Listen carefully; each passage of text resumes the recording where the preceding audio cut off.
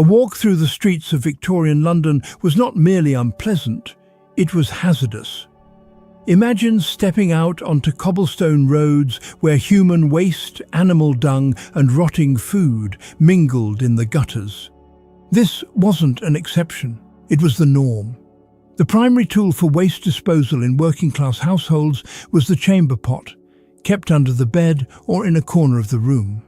When full, it was often emptied directly into the street, sometimes from upper windows, with only a cry of "Gardez-l'eau," a corruption of the French garde l'eau, meaning watch out for the water. In many areas of London, indoor plumbing was virtually non-existent until the late 19th century. The so-called night soil men would come under cover of darkness to collect human waste. But these services were inconsistent and waste often piled up, sometimes for weeks. Public health reformer Edwin Chadwick wrote in his 1842 report on the sanitary condition of the labouring population of Great Britain. The removal of excrement from the houses is often so neglected that the inhabitants suffer more from their own filth than from any external cause. In industrial cities like Manchester and Leeds, thousands lived in cramped court dwellings, narrow alleyways lined with tenements where a single shared privy served dozens. Overflowing cesspits and leaking drains poisoned the air and water. The foul conditions led to recurring outbreaks of cholera, typhus and dysentery. The 1831-32 cholera epidemic alone killed over 6,000 in London. Children played in alleys slick with filth. The Thames, into which much of this urban refuse flowed, was described by the Times in 1858 as a pestilent stream, black and stinking in the summer sun. Sanitation was not a priority of governance until the stench became politically inescapable. Victorian cities weren't merely unsanitary, they were deeply hazardous. With no modern sewage system in place for decades, human waste disposal was primitive, dangerous, and directly linked to the deadly outbreaks that plagued urban Britain. Bathing once a month, why cleanliness was considered dangerous. To the modern mind, regular bathing is essential to health, but in much of the Victorian era, the prevailing belief was the opposite. Many Victorians, especially among the working class, bathed as little as once a month, if that.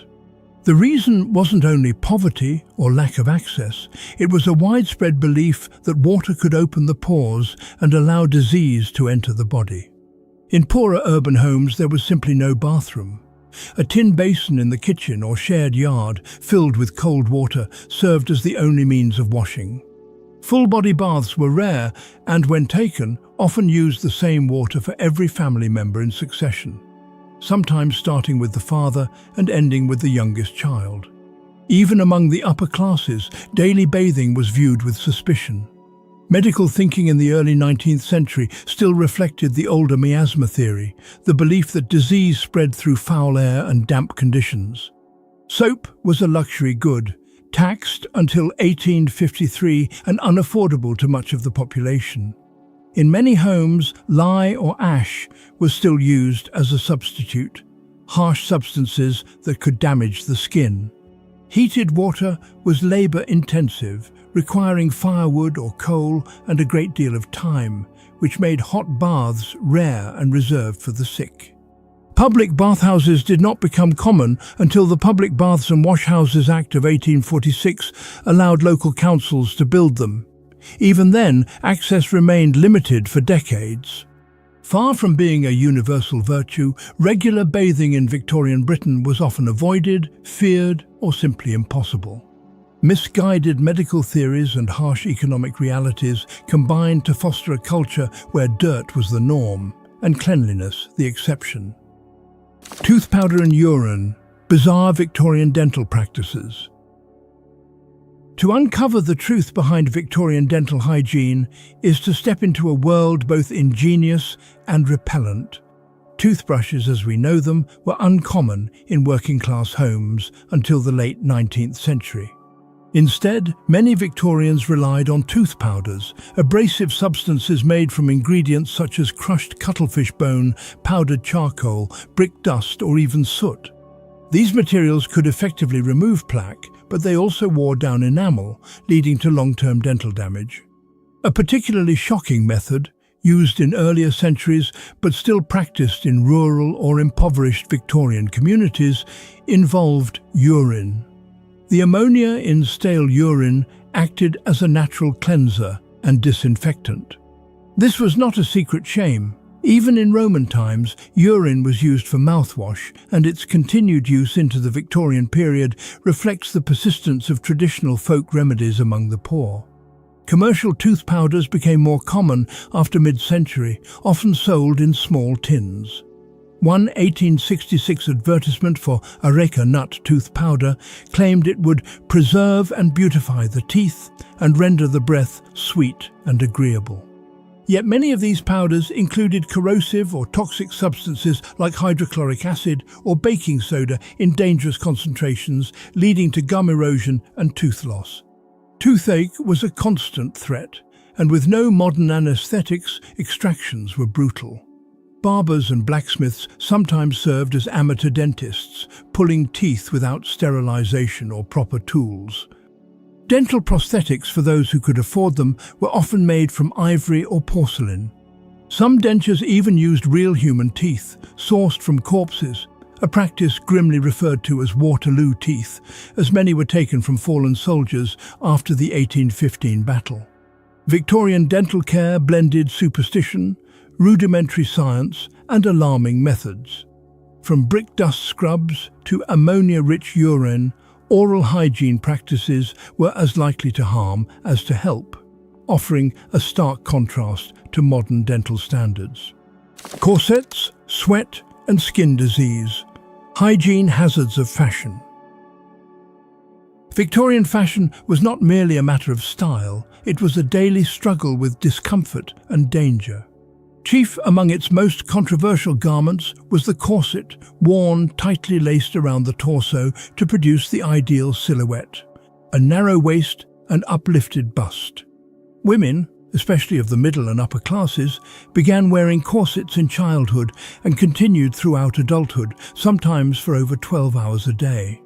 These garments were made from rigid materials like whalebone, baleen, steel, or tightly woven cotton, laced so tightly they could alter ribcage shape and compress internal organs. While modern myths exaggerate claims of organs being cut in half, medical professionals of the period did raise serious concerns. In 1887, Dr. Robert Dickinson wrote in the New York Medical Journal, "The liver is pushed downward and the lungs crowded.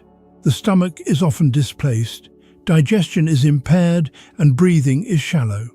The problem was not only internal. Corsets trapped sweat and grime against the skin for hours, often days, without the benefit of undergarments that could absorb moisture.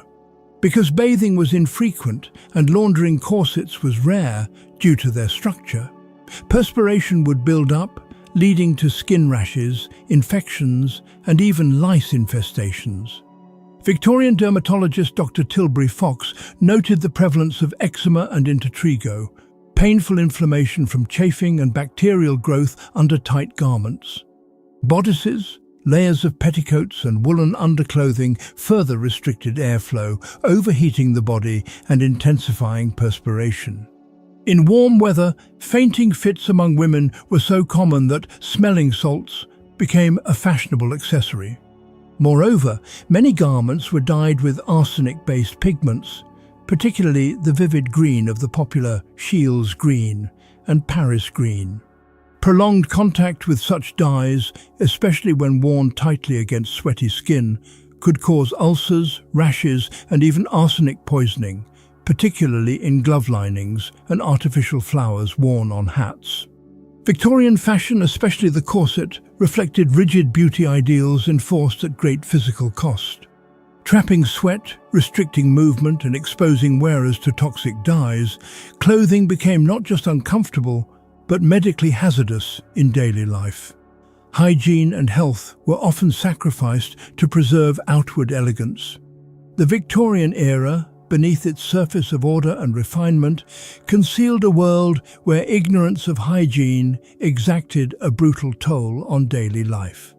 It was a time when flawed medical beliefs, industrial neglect, and rigid social norms collided, leaving cities reeking, bodies suffering, and public health teetering on collapse.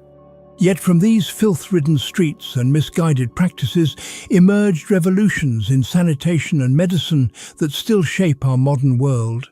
Comment below, how did Victorian attitudes toward health and hygiene influence the development of modern public health systems? As Florence Nightingale wrote in 1860, "The very first requirement in a hospital is that it should do the sick no harm."